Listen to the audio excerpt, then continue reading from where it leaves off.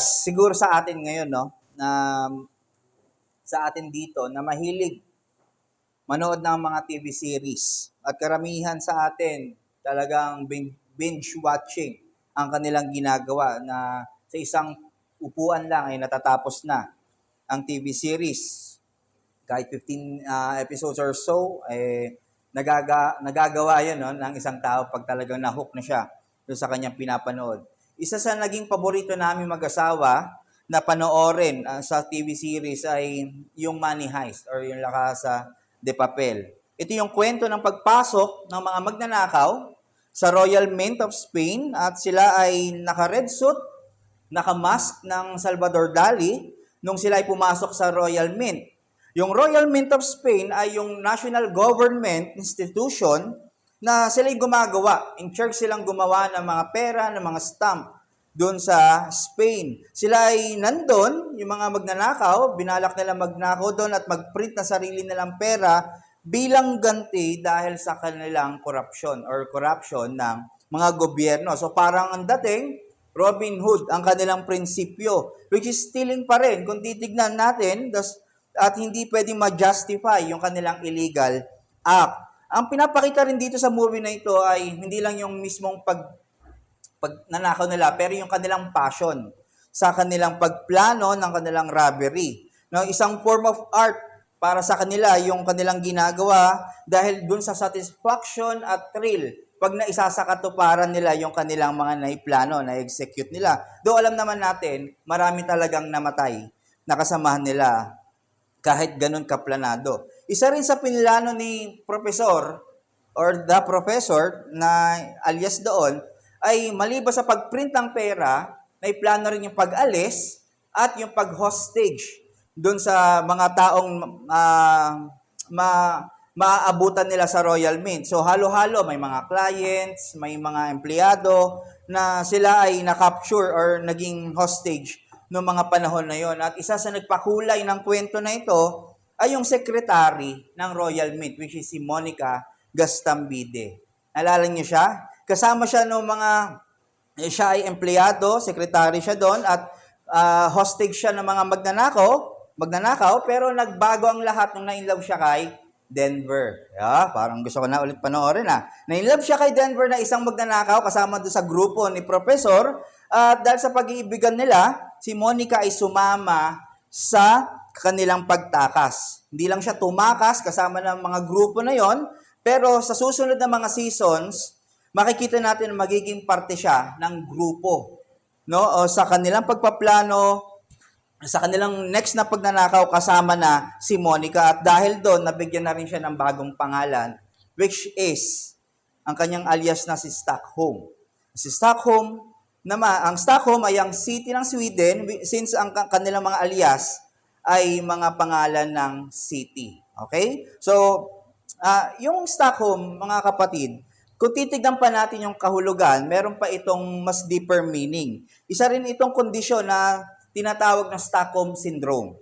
Ang Stockholm Syndrome ay isang kondisyon na ang captive o ang hostage ay in-identify niya ang kanyang sarili sa kanyang captors.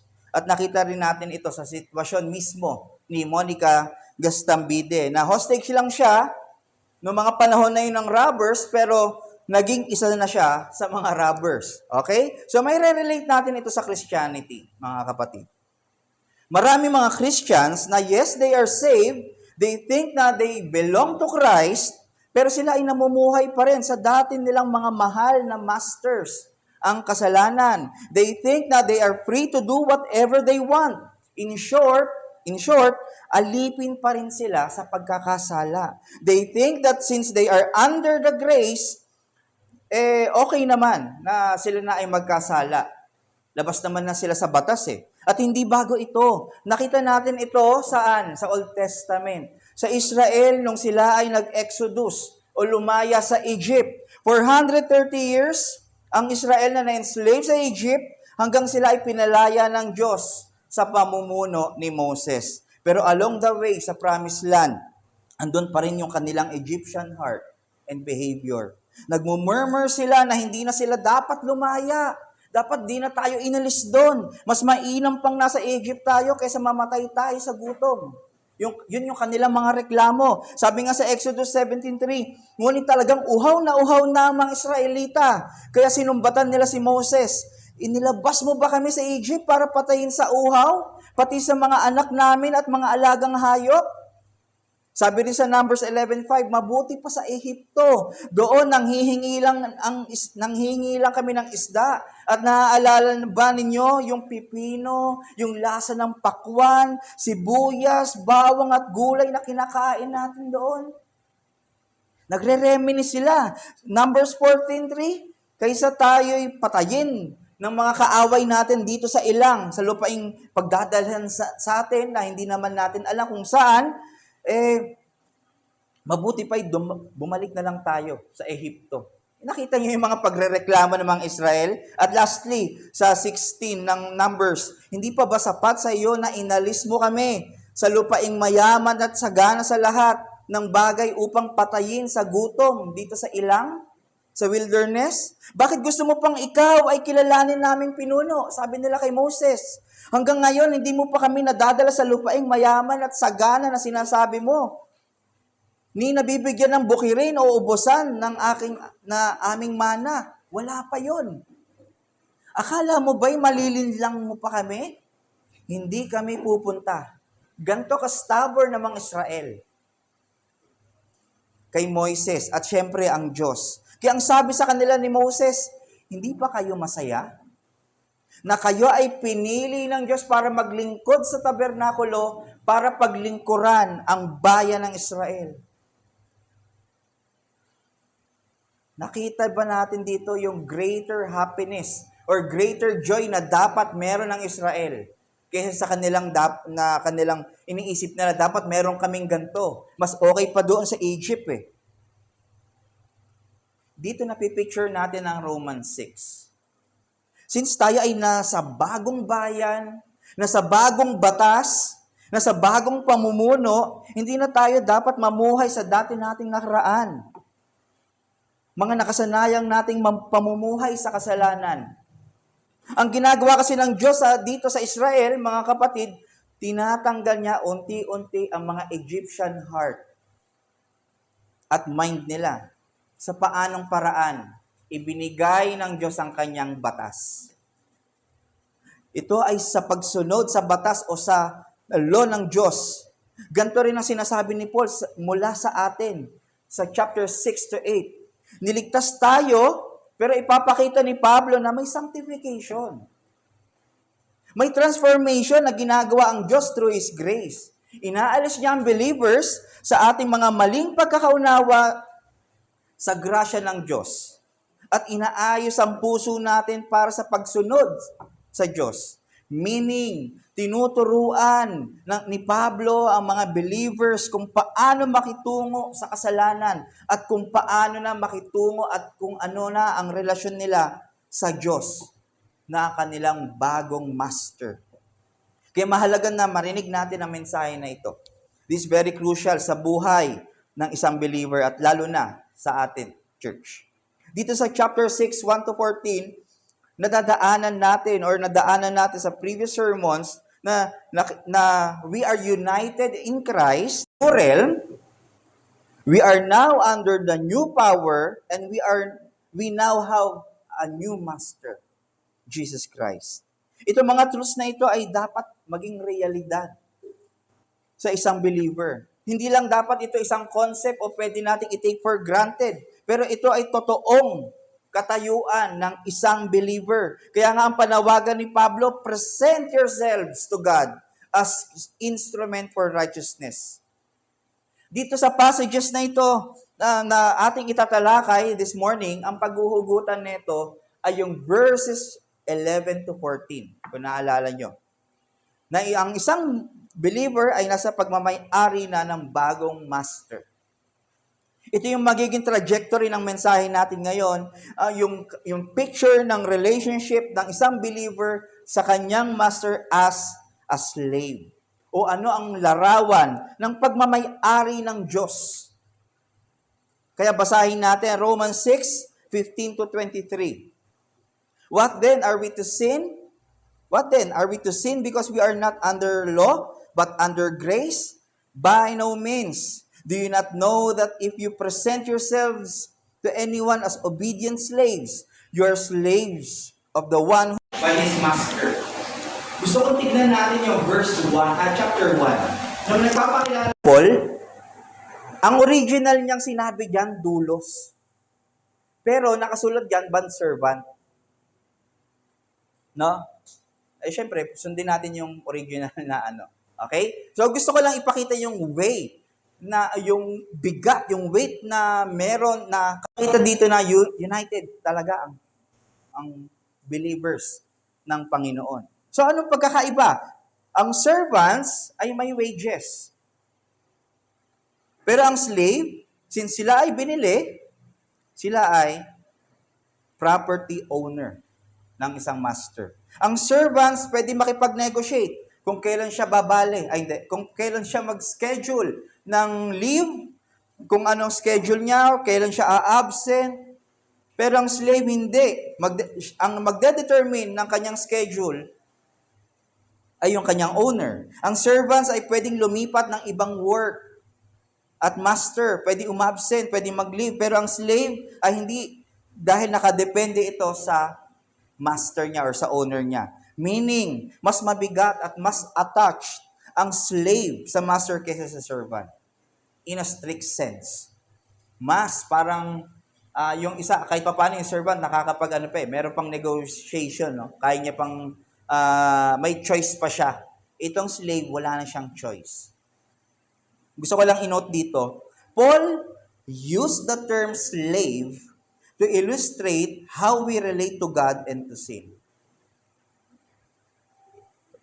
Paul used the term slave to illustrate how we relate to God and to sin. Nung time kasi nung Roman Empire, ang salitang slave ay isang offensive term. Ito ay isang parang racist word. 'Di ba? Ngayon yung N-word or yung F-word. Dati sa kanila, yung slave ay isang racist word. Kumbaga, very offensive pag narinig nila yung salitang slave. Pero, ang gusto nating makita rito, hindi intention ni Paul dito na ine-endorse or i-promote niya ang slavery sa Christians. Pero, ginamit niya lang ito para ang emphasis niya, hindi yung abusive or offensive side ng slavery, pero gusto niyang makita yung authority ng master sa kanyang slave at yung submission ng slave sa kanyang master. Yun lang yung kanyang gustong illustrate. Kaya nga sabi niya sa verse 19, I'm talking to you in human terms. Ibig sabihin, ini-illustrate ko lang to para maintindihan lang yung concept na yon, pero hindi dun sa abusive or tyrant na side ng slavery. So, ang sinasabi ni Paul dito, everyone is a slave of a master. Walang freelancer. Lahat tayo ay slave ng kung sino man. Walang neutral. Walang nasa gitna lang. At isa pang truth dito, about us as slave, tayong mga alipin, kung kanino daw ang isang tao ay nagpapagamit at nagsiserve, yun daw yung kanyang master. So, tayo, nung wala pa tayo kay Christ, ang katotohanan dito, we are slaves of our flesh, we are slaves of this world, and of Satan. Di ba sinabi ito sa Ephesians 2, 1-3? At kung ito ang masters natin, ano ang nagmamaster sa atin? Or ano ang namamaster natin? O ano nagiging expertise natin habang ginagawa natin yung gantong klaseng pagsunod? Ito, guilty lahat ng believers. Remember, ang kausap ni Paul dito ay church. Lahat tayo. Ang sabi sa verse 19, ito yung kanilang ginagawa sa former master nila. I am speaking in human terms because of your natural limitations. For just as you once presented your members as slave to impurity and to lawlessness, leading to more lawlessness. So meaning, tayo daw ay one slave ng impurity at lawlessness that will lead into more lawlessness. Tama po ba? Recognize po ba natin yon? Kapag sinabing impurity, ito ay immorality. Ito ay physical, sexual, psychological. Ito ay being carnal. Nagpapaalipin tayo sa fleshly desire at lust. At this shows us our uncleanness at defilement ng ating soul. Nakapansin nyo? Ito yung inuna ni Paul. Yung impurity. Kasi ito yung pagpapakita ng kabulukan natin inwardly. Napansin natin sa chapter 1, ang inunang sinabi doon ni Paul ay yung idolatry. Tapos dahil sa idolatry, nakita natin na naging idol natin sarili natin. Dinistort natin. Immorality agad. Sexual immorality, inuna niya. Hindi nagbabago yung kanyang sinasabi. So, bulok ang ating inward nature. Yung ating pinaka-core. Walang magsisikret dyan na kabutihan. Nakaaya-aya sa Panginoon. Pangalawa, kapag sinabi namang lawlessness, ito ay outwardly. Ito yung pag-disobey natin. Ito yung wala tayong kinikilalang batas. Aside sa batas na gusto ng ating mga sarili. Outwardly. Ito yung di mo na nga ginawa, pinagmamalaki mo pa. Arrogant tayo. We speak hate. We speak gossip.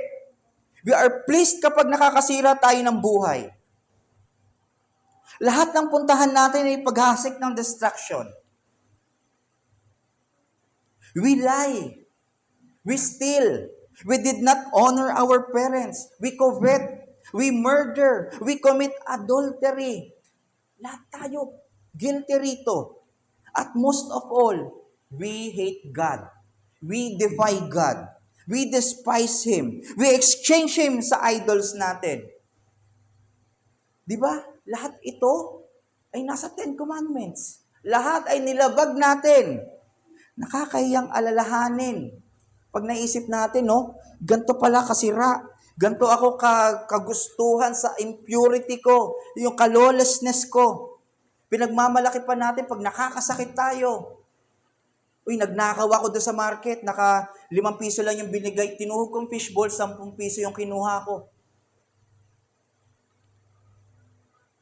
Diba, minsan napapaisip natin, napapapikit na lang tayo. Pag naaalala natin yung dati nating kalagayan, nung hopeless pa tayo, nung tayo ay kawawa pa, alipin pa ng kasalanan. Pero sabi ni Paul, buti na lang. Buti na lang, mabuti ang Diyos. Mabuti, mabuti ang gracious. Mabuti, gracious ang ating Panginoon. Buti na lang, may plano ang Diyos para magligtas ng mga katulad ko at katulad mo. Na walang ibang ginawa kundi magpakasasa sa pagsunod sa kasalanan. Na walang ibang gustong gawin kundi i-please ang sarili. Buti na lang ang grasya ng Lord ay nagpapalaya sa kasalanan ng ito. Kung di mo na-appreciate ang sanctification mo, mga kapatid, kung mabagal man yan o as if, naisip mo parang walang nangyayari. Naisip niyo ba yun? Parang walang nangyayari. Huwag mo raw yan tignan ngayon. At huwag mo yan tansyahin sa darating na araw. Dapat mo siyang tignan ang sanctification mo, pabalik. Nakita mo bang nagbago ka na? Kung dati palagi kang nagpapagamit sa kasalanan, perfect ang attendance mo sa master mo na yon, perfect ang performance mo sa kasalanan na yon, pero ngayon hindi na. Di ba ngayon as believers nakakapagpigil na tayo? Nauutusan mo na yung sarili mo na wag, mahal ko ang Diyos kasi. Hindi ko to gagawin. Dati ayaw mo magbasa at mag-exhort sa salita. Ngayon, may uhaw ka ng magamit ng Panginoon. Kung dati isolated ang tingin mo sa church, yung tipong, yes, mag-church ako, pero ako lang at ang Diyos, wala akong pakialam sa mga churchmates. Pero ngayon, may pag-ibig ka sa kapatid mo. Longing ka na makasama siya. Kung dati nasisiyang ka sa pag nasasaktan siya, Ngayon, nasasaktan ka na pag nasasaktan na siya. Kung dati iniisip mo, ayaw ko matutunan yung mga doctrines na yan. Okay na ako sa Jesus loves me and He died for me. Maganda po yun. Pero ngayon, may libro ka na? Nababasa po ba? Nanonood ka na ng mga podcast? Umaattend ka pa sa mga seminar na dati waste of time lang sa'yo? Kung dati walang dating sa'yo ang transformation na ito, ngayon meron ka ng pag-iyak na mabago ka pa ng Panginoon. Na-appreciate mo ba na kahit may pagbabago sa'yo ngayon, kahit konti, na-appreciate mo ba yung merong pagbabago? Or as in wala? Di ba meron? Kasi nga, we are owned by God. Kasi as His ownership, gagawin niya yung purpose niya sa atin intentionally at personally. Sabi sa Ezekiel 11:19-20, I will give them one heart, and a new spirit I will put within them, regeneration. I will remove the heart of stone from their flesh and give them a heart of flesh, that they may walk in my statutes and keep my rules and obey them, and they shall be my people. Promise to. And they shall be my people, and I will be their God. Di ba mga kapatid? Faithful ang Diyos na gawin ito, itong pangako na ito sa lahat ng mananampalataya sa church. Walang maiiwan na isang mananampalataya na walang pagbabago ni katiting. Ang transformation na binibigay sa atin ng Diyos ay through His statutes, sa Kanyang mga law. Sa ating pagsunod, sa Kanyang mga kautusan, tayo ay nababago. Kung gaano katigas yung puso ni Abraham, tignan nyo, naibigay niya si Isaac. Nagkaroon ng maturity dahil sa pagsunod, pagtitiwala sa kautusan ng Panginoon. So ang punto, God is transforming us progressively in holiness through our obedience. Kaya ginagamit ni Paul ang slave na term para mapakita yung seriousness, yung bigat kung ano yung meaning pag sinasabi na we are owned by God and we are not of our own. Di ba ang sarap pakinggan? Pero ganito pala kabigat yun.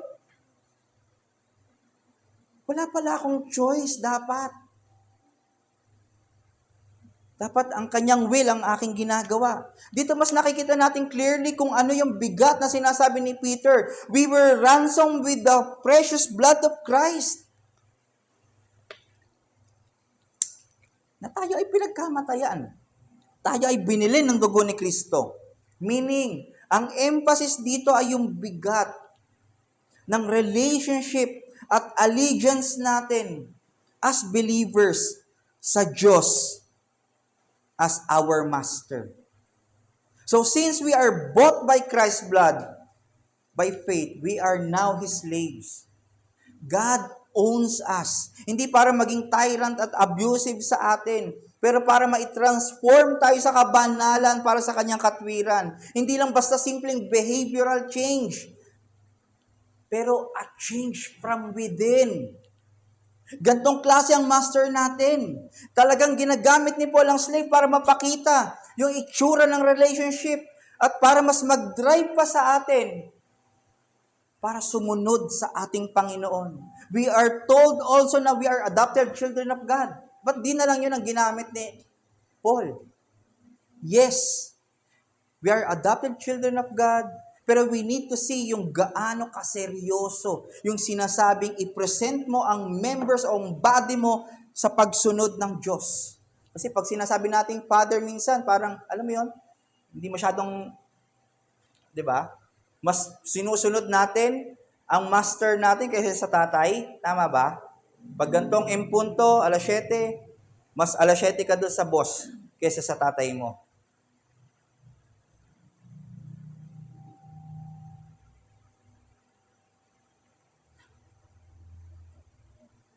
As adopted children of God, yes, we can come to our God as our divine Father. And we are to obey, to submit, and to surrender to Him as our Master. Kaya ang challenge, live your identity by presenting ourselves to God daily.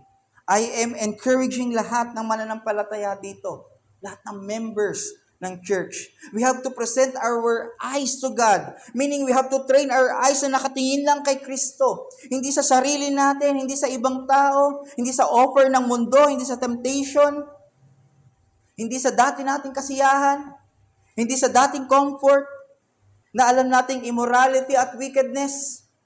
We have to present our eyes na tignan si Kristo, hindi sa pagkakamali ng ating mga kapatid. We have to present our mouth to God. Hindi pag-speak ng lies, ng gossip, pero to speak grace, encouragement, warnings. Kung meron tayong mga nakikitang kapatid na mahuhulog sa kasalanan, guidance at truth sa kapatid natin, hindi na tayo naglalay. Hindi para mag-speak ng reklamo na sa Diyos na nagmumurmur tayo, pero we are free to use our mouth to speak gratefulness and praises to God. We have to present our minds to God, hindi para mag-isip ng masama at magplano ng kasalanan, pero mag-isip ng truth sa salita at mag-convert ito sa ating sa wisdom. Our presentation, mga kapatid, of ourselves to God in obedience will produce conformity kay Kristo. Sabi nga ni Steve Lawson, napakaganda, we need each other to be more like Christ. You need me to be more Jesus Christ. And I need you to be more Jesus Christ. Bakit? Para makapag-minister tayo to each other, makapag-admonish tayo, makapag-love one another, at makapag-maintain ang unity at not to neglect the fellowship. Hindi ko lang kailangan, hindi ko sinisingle out ang aking sarili na kailangan kong makonform kay Christ. Para sa akin, tinutulungan kita na makonform ka rin kay Christ. Ganon din kayo sa akin. Tinutulungan nyo rin ako para makonform ako kay Christ kasi tayo ay body. Sabi nga ni William Barclay, sanctification is the road to holiness. When a man gives his life to Christ, he does not become a perfect man. The struggle is by no means over. But Christianity has always regarded the direction in which a man is facing as more important than the particular stage he has reached. Once he is Christ, he has started on the process of sanctification, the road of holiness. Nasa narrow road tayo, which leads to holiness. Dahil tayo ay belong na sa Diyos. Ang identity natin ay na kay Christ. At ang ating uniform ay ang pagsunod kay Kristo. Di ba? Makikilala ng mundo na tayo ay disciple kung tayo ay nag-a-abide sa kanyang salita. Our obedience is producing our newness experientially.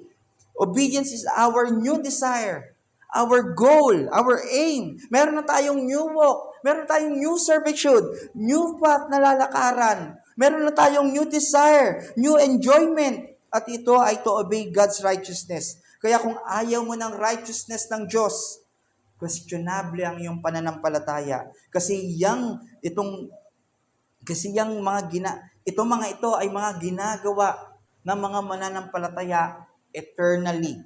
At andun ka sa righteousness ng Diyos para mag-obey, mag-worship. Pero kung ayaw mo ang righteousness ng Diyos, anong gagawin mo doon?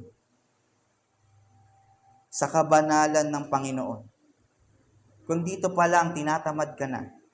Pangalawa na punto, God's gift to His obedient slaves. Ang regalo ng Diyos sa kanyang mga masunurin, verses 19 to 23. Makikita natin dito yung reality ng two slopes, no, ng ating obedience. Ang non-believer ay becoming more and more and more evil, more and more conformed to the world.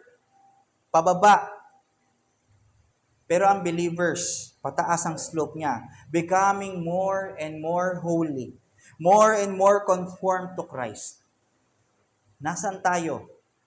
Nako-conform ba tayo sa world, sa sin, o kay Christ? Kapag ikaw ay wala kay Christ, automatic ang master mo ay sin. Sin will lead you to its will.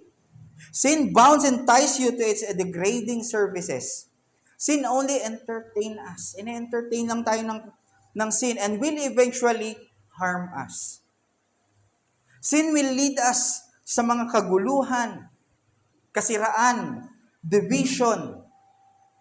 Dahil ang sin ay lason.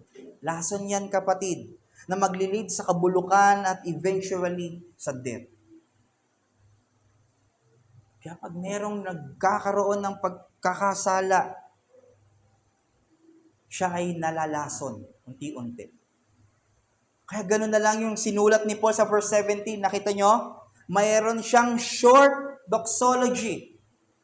But thanks be to God, verse 17, that you were once slaves of sin, have become obedient from the heart to the standard of teaching to which you were committed. Ibig sabihin, no? Nagpapasalamat siya, buti na lang. Ito yung sinasabi natin kanina. Naggaling tayo sa pagkakaalipin sa kasalanan ngayon. Alipin na tayo ng ating Panginoon. God intentionally and personally mold us for His righteousness. Ito ang gusto ko nang inote ngayon. Intentionally and personally mold us for His righteousness. At gusto kong inotice natin, mga kapatid, kaya pala nahirapan, ang dilim.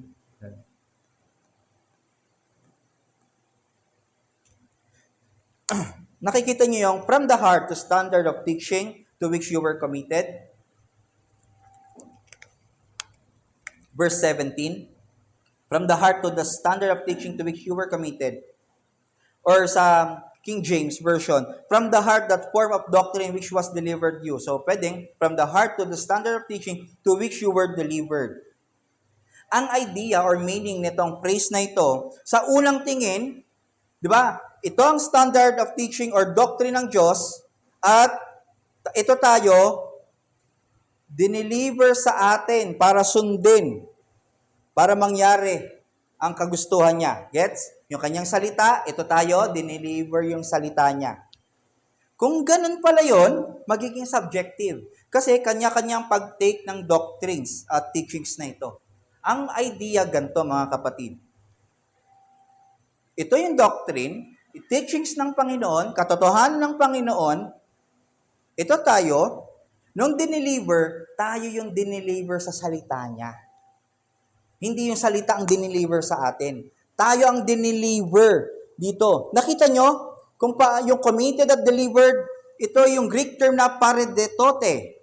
Meaning, we are give to the hands of something or someone. Nilagay tayo dito sa standard ng Panginoon, which is ang kanyang scripture, ang kanyang word. And this is the exact term na ginamit ni Paul sa chapter 1, 24 and 26, nung sinabi niyang, God gave us sa last ng flesh natin. Nung dineliver pala tayo ng Panginoon, ito ang gusto niya, walang restoration. Ito rin yung same term na ginamit niya doon. Okay? Ibig sabihin, inilagay tayo doon. Hindi dahil gusto niyang ilagay tayo doon, ito kasi yung ating desire. Desire niyo yan? Sige. I-deliver ko kay Jack.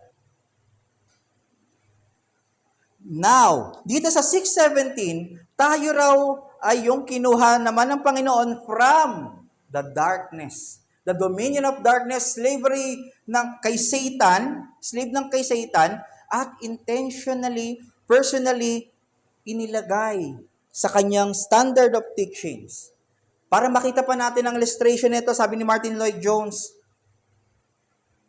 may hulmahan. Ito ang word. Tapos, tayo yung mga bakal na tinunaw. Ang ginawa ng molder, ibinuhos tayo doon.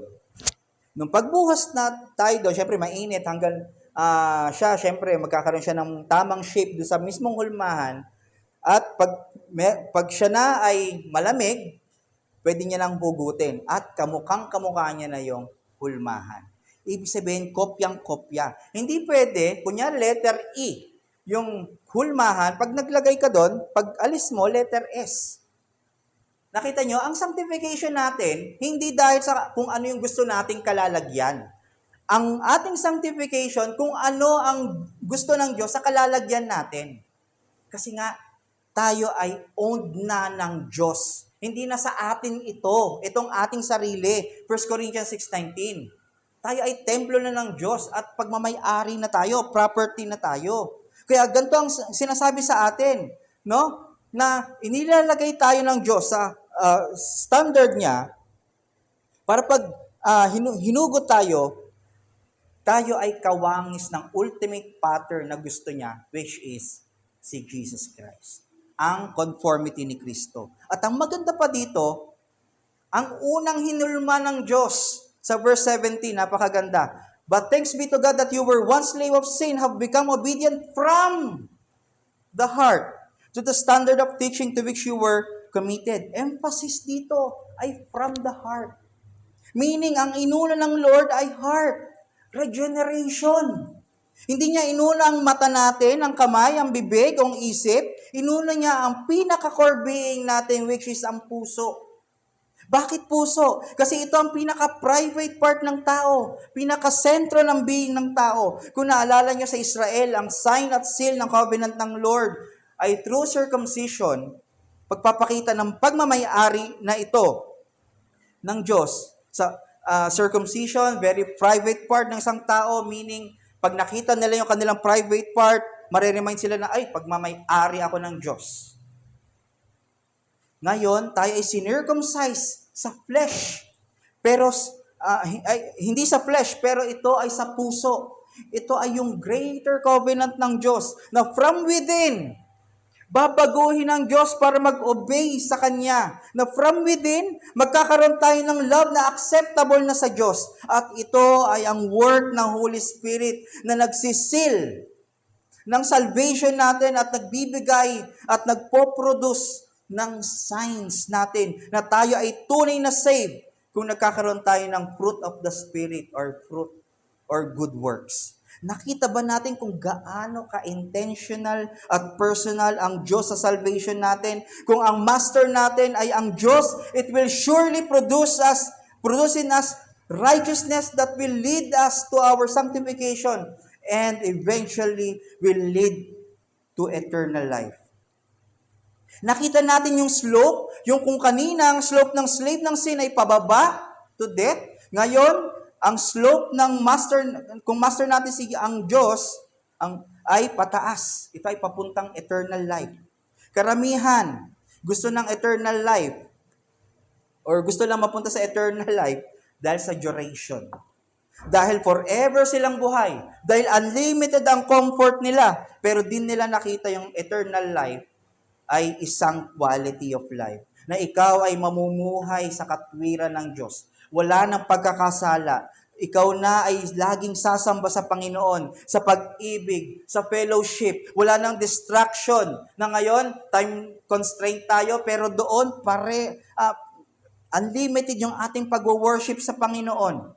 Doon ay perfect ang communion natin. Walang tainted ng sin. Yung fellowship natin dito, tainted pa rin ng sin yan. Pero pagdating natin doon, wala na. Malinis na yung ating motive kung bakit gusto natin ng unity. At actual, ang eternal life, actually, ito ay nag-start na ngayon.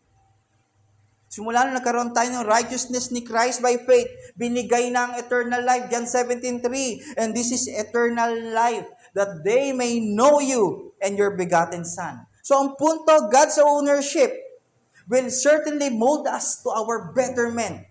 Hindi para magkasala at masaglak tayo sa kasiraan. Kahit masakit man, minsan, kahit may mga dapat tayong iwan, dapat bitawan, dapat tanggalin, ito ay para sa ating better state.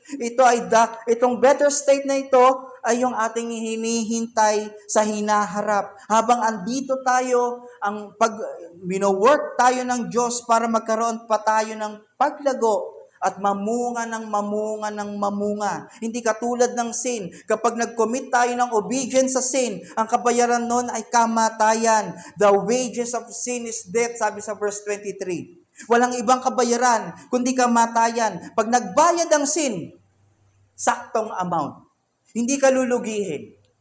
Kung meron mang katapatan ng sin, ang katapatan nito ay yung kanyang kabayaran. Yung pagpapaguran mo at pagtatrabahuan mo, babayaran niya ng sulit, saktong amount, saktong halaga sa iyong binayad. Hindi kanya dadayain. At ito ay ang kamatayan. Nakita natin, wages. Ito ay kinuha sa term ng soldiers, ng mga panahon na yun. Kasi as soldiers, binabayaran sila. So kung ikaw ay naglilingkod at nagsuserve sa sin, wala kang lugi. Babayaran at babayaran ka. Buy now, pay later. Yung S-pay, sin-pay, hey. Unlike sa ating mga believers, na ang master natin ay ang Diyos. Kung ang non-believers ay may kabayaran, ang believers ay may regalo. For the wages of sin is death, but the free gift of God, napakaganda, is eternal life in Christ Jesus our Lord. As slaves ng Diyos, hindi tayo pinagtatrabaho para magkaroon ng eternal life. Pero ito pala ay regalo. Hindi may break ang golden chain of salvation natin. Dire-diretso yan. At iyan ay regalo sa atin. Tunay na kabayaran ng sin ay death, way back sa garden. No? Makikita natin na talagang may kabayaran ng kamatayan ang lahat ng pagkakasala. Tignan natin yung si Adan. Nakita natin doon, no, yung nagsuot siya sila ng dahon ng igos at pinalitan ito ng balat ng hayop. So a great picture na may death pagdating ng pagkakasala. At nagpo-point din ito sa ultimate death ni Christ sa cross. Si Christ ay namatay dahil sa pagkakasala natin, sa penalty ng kasalanan natin. Yung crucifixion ay necessary because there is sin. Christ must die to pay for our sin. Imagine, must die to pay our sin. Hindi natin siya inubliga. Pero dahil sa kanyang grasya at pag-ibig sa church, para sa kanyang glorification sa Ama, siya ay namatay para maitama ulit yung relationship ng church, mananampalataya sa Ama, para muling magamit ng Diyos ang church, ang mananampalataya para sa katwiran niya. Kaya ang challenge sa atin, train yourselves to run to God in repentance. Yes, itong sanctification natin ay hindi perfect. Kailanman di mapaperfect. Pero when we sin, we have to come back to Christ in repentance. Sabi ng isang theologian, kung ang baboy daw ay naging tao, itong baboy na to, sanay sa kaning baboy, at siya ay naging tao, nung siya ay naging tao na, di na siya kakain ng kaning baboy. Pero, pwede pa rin mas deceive itong baboy na ito. Pwede makuha niya kaning baboy sa kamay niya, pero pag nalasahan niya na to, idudura niya na to. Ganito dapat ang isang believer.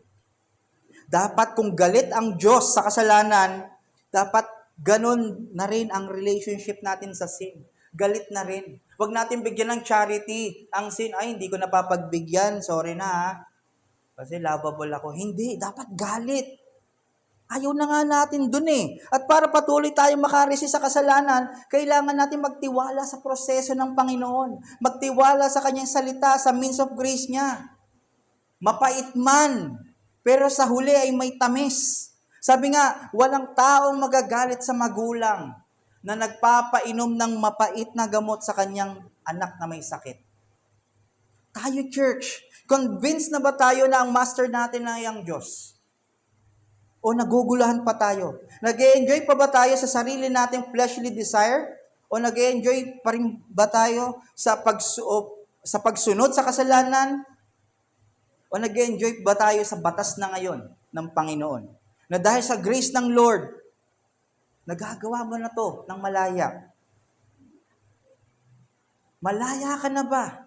Bakit ayaw mo ng pagsunod sa Diyos sa kabanalan? May mas tinatangkilik ka ba kaysa kay Jesus? Kapatid, kailangan mong basagin yung idols mo.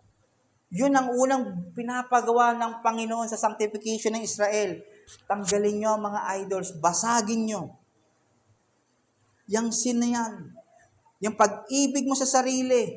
Mas mahal mo ba ang sarili mo kaysa sa Panginoon? Mas sinusunod mo ba ang sarili mo kaysa sa Panginoon? Mas tinitignan mo ba kung masasaktan ka? O magigrip ang banal na spirito pag ginawa mo to? Alipin ka ba ng puso mo? Ito maganda sa pagiging alipin sa Diyos. Ang pagiging alipin natin sa Kanya, hindi sapilitan. Hindi labag sa ating loob. Yes, masakit, mahirap. Pero kung tunay na nasa Diyos ka, ikaw ay magkakaroon ng realization na dapat lang tumawala. Ayaw ng Panginoon na may kaagaw siya sa glory niya. Kaya ang tanong ulit, shall I continue in this sin? Are we to sin? Sinasabi ni Paul ngayon sa atin, no. Pero kung magko-continue ka pa rin, yes. Hindi natin masasabi na, no, kumbaga, ikaw pa rin yan. Ikaw pa rin ang sumusunod. Kung gusto mo, pwede naman. Pero hindi niya ikaw papayagan. Kasi pag nag-continue ka pa rin sa pagkakasala mo, that will lead you to death, mga kapatid. Kung tunay na believer ka, pwede mag-lead yan sa death ng relationship, death sa pag-ibig, death sa trust sa company, death sa trust ng church, ng kapatid, or worst, baka hindi ka pa talaga saved. Baka hindi ka pa talaga justified. Kasi may pleasing, napiplease ka pa. At di mo tinitignan to na totoo ito, na kailangan nating tumigil sa pagkakasala. Maybe meron dito nagtatanong, kahit isang beses lang, paminsan-minsan, ngayon lang naman, siguro no big deal naman yun kasi wala nang law eh. Ba't masyado maigpit? By no means. Kasi kung ikaw ay gagawin mo pa rin yung mga kasalanang pinagkamatayan ni Kristo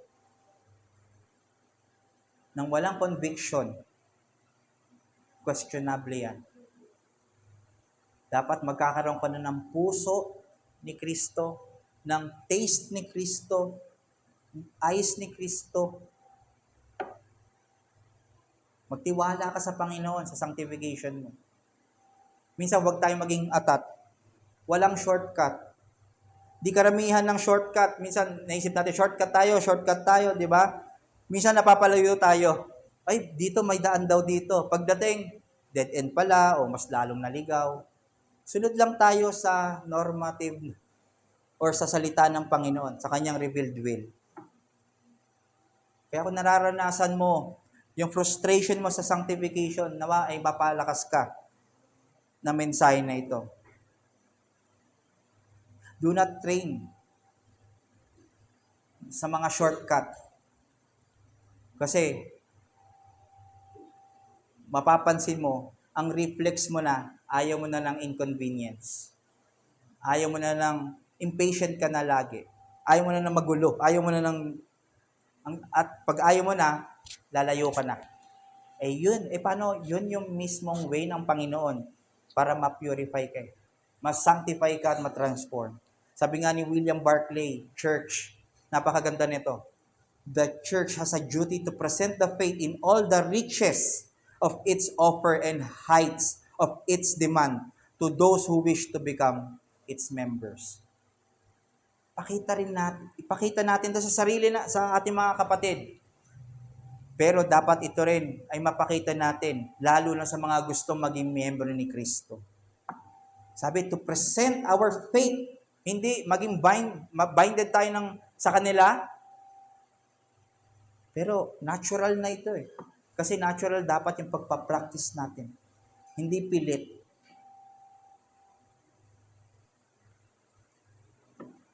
Nakita po ba natin ang pag-ibig ng Panginoon? Verses 1 to 14, union kay Christ. At 15 to 23, yung ating pagiging slave sa Diyos.